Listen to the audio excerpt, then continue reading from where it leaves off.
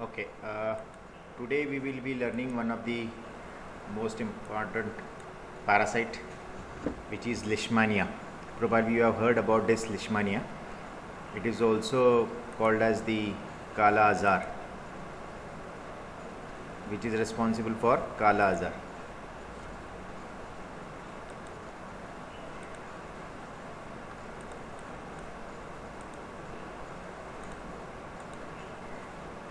Synonymous for the Leishmania are Kala Azar, black fever, sandfly disease, dum-dum fever, and Ispundia. These are the synonymous which we use for the Leishmania disease. General characteristics of Leishmania includes it is given the name disease was given the name after Sir William Leishman, who was the main investigator for this disease and its causative agent. Leishmania are generally obligate intracellular parasites. They generally pass through two different hosts for their life cycle. A mammalian host, of course, human, and the second host is insect, and specifically the female sandfly, which are having one of the cycle of this parasite. In human, they are occurring as a mastigote form, while in the sandfly, promastigote form. So remember these difference. A mastigote is generally observed or seen in the mammalian human, and promastigote is generally seen in the sandfly. Geographically immensely distributed throughout the world, and the disease occurs in the generally in the low socio-economic groups. There are three different diseases which are caused by various species of genus Leishmania. Visceral Leishmania is generally caused by Leishmania donovani. Cutaneous Leishmania is caused by Leishmania tropica complex, and then mucocutaneous Leishmania is caused by Leishmania brasiliensis. So these are the three different species which causes three different diseases. Leishmania generally divided into old world Leishmania and new world Leishmania. And in the old world Leishmania, it is visceral Leishmaniasis, which is also called as Kala Azar, which is very predominantly seen in the Bihar in our country. And second one is the cutaneous Leishmania, which is caused by Leishmania tropica complex, Leishmania tropica and Ethiopica, and Leishmania major. And Kala Azar is generally caused by Leishmania donovani complex. In the new world Leishmania, it is again visceral Leishmaniasis and cutaneous Leishmaniasis, but visceral Leishmaniasis is caused by Leishmania chagazi, and the cutaneous Leishmaniasis is caused by Mexicana complex and brasiliensis complex. So this basically the difference is between the species which causes the either visceral Leishmaniasis or the cutaneous Leishmaniasis.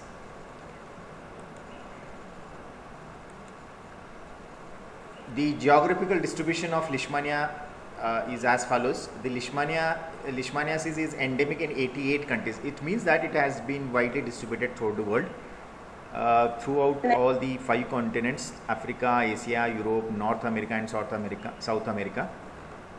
There are total 350 million people who are at risk due to this disease, parasitic disease, and 12 million people are affected by Leishmaniasis.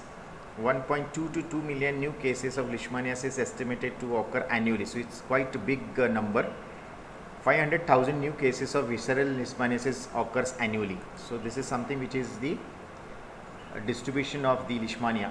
And if you look at the scenario in our country, West Bengal, Andhra Pradesh, Bihar, Assam, Eastern Uttar Pradesh, coastal region of Tamil Nadu and Jharkhand, where we see these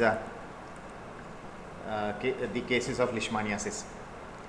The highest number of Kala Azar cases in Madras city, which can be estimated to be 18,682 cases, occurred during the decade of 1951 to 1960.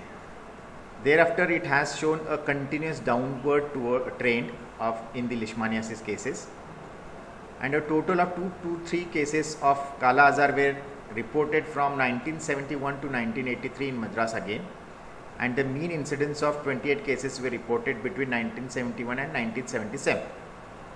After that, from 1978 to 1983, an average of 4 cases were reported. If you look at the more we are progressing towards the 21st century, it is showing the declining the cases. Recent trends in the incidence and epidemiology of Kala Azar in Madras city: Siva Parkasam, P. Padmanabhan, B. Sadanandevi. These are the places, I think. Now coming to the life cycle. As I told you in the first slide, the Leishmania life cycle occurs into two hosts mainly. One is the definitive host, which is man, dog and other animals, and second host is the female sandfly, which is a vector also. So you can count this as a vector borne diseases also. Okay, and Phlebotomous species, the sandfly Phlebotomous species. Infective form of the Leishmaniasis is the promastigote form, which is present in the midgut of female sandfly. Promastigote form is generally seen in the sandfly, and amastigote form is seen in the humans or mammalians. Mode of transmission includes human acquired by bite of an infected female sandfly, and from there this promastigote will enter into a human body, and which is getting converted into the mastigote, and then cycle is getting completed. It can also be transferred vertically from mother to fetus by blood transfusion and accidental inoculation in the laboratory. This is one of the way by which the Leishmania can also be transmitted. Incubation period is usually 2 to 3 months, which is quite long. Occasionally it may be 10 days or as long as 2 years. So this is something which is very unique with the Leishmaniasis. The incubation period is as long as 2 years. This is something which is unusual. You can see diagrammatic representation over here. On your left it is a mastigote form, and to the right it is the promastigote form. In the promastigote form, what is the difference between amastigote and promastigote? Predominantly is the flagella, which is present in the promastigote form, and rest of the appendages are similar. Axoneme is there in both amastigote as well as the promastigote. There is a vacuole, and that axoneme is actually the axoneme extension is nothing but a flagella in the promastigote. Then there is a vacuole, blepharoplast is also there, then parabasal body is also there, and at the end of both the form, the nucleus is situated. This is the actual clinical picture from the PBS. You can see here the amastigote form on to the left and promastigote form. You can clearly see the flagella over here. Okay, this is the flagella. This is the actual picture with the staining from the microscope. Now this is the life cycle of the Leishmaniasis.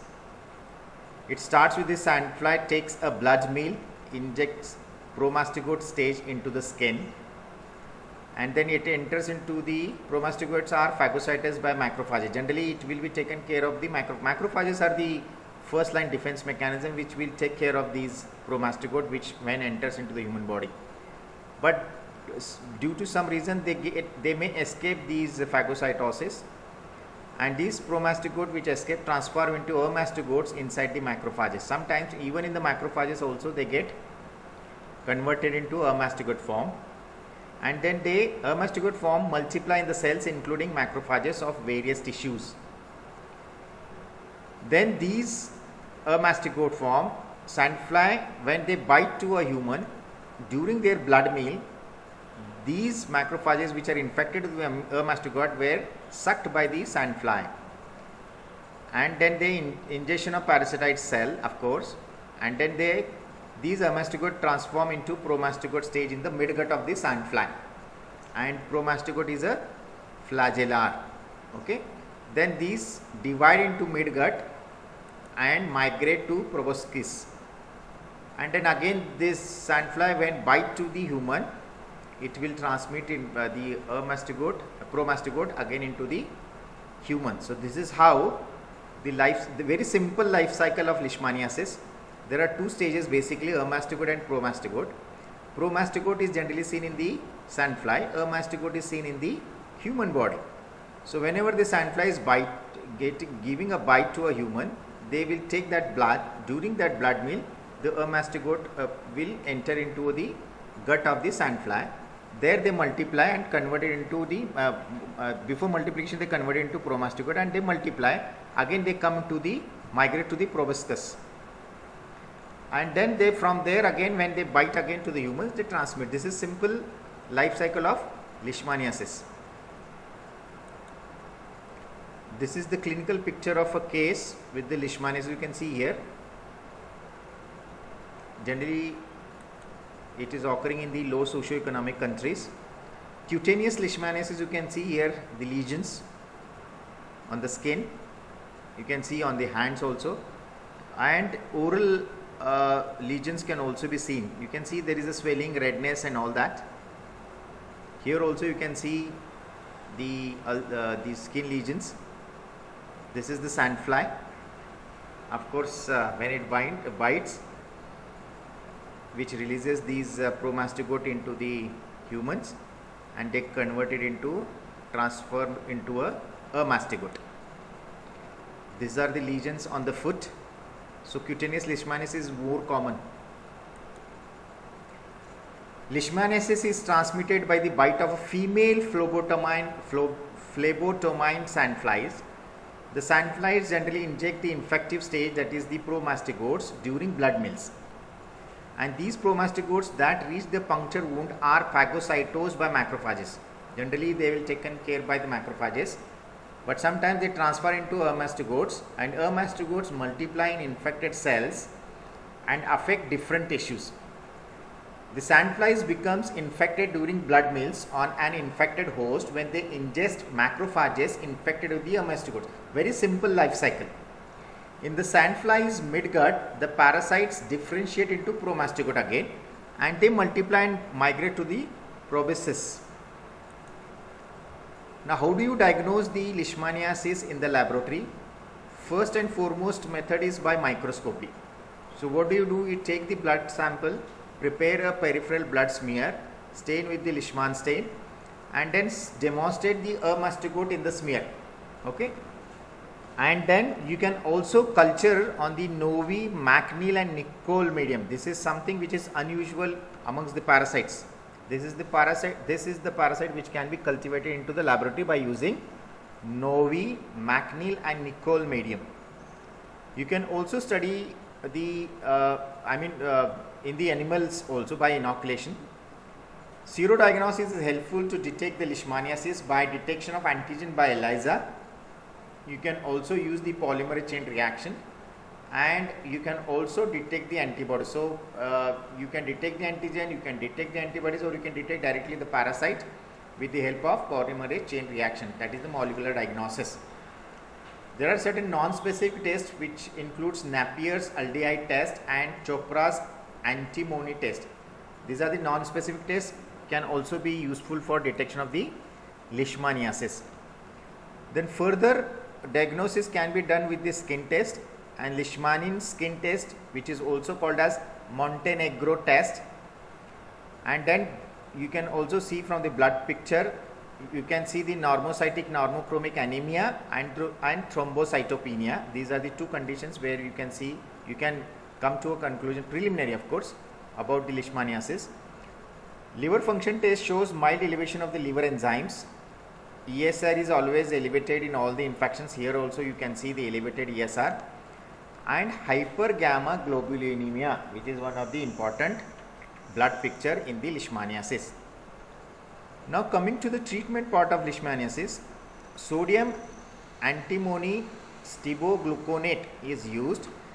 Pentamidine isthionate is also used. Amphotericin B, which can also be used in the fungal diseases. Here also you can use the amphotericin B.